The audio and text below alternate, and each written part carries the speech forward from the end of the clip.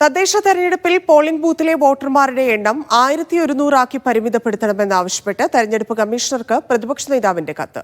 നിലവിലെ നിർദ്ദേശത്തിലെ അപ്രായോഗികത ചൂണ്ടിക്കാട്ടിയാണ് വി.ഡി. സതീശൻ കത്തയച്ചിരിക്കുന്നത്. ഷിജോ കുര്യൻ ചേരുന്നു. ഷിജോ, എന്താണ് കത്തിൽ?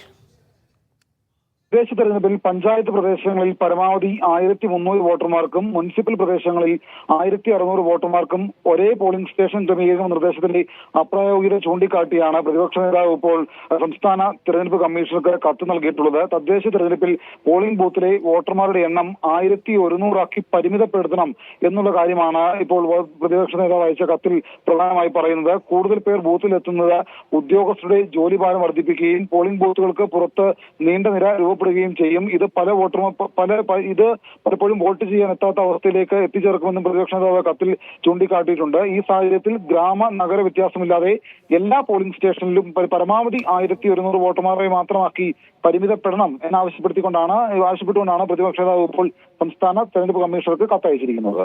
ധന്യ. ശരി ഷിജോ.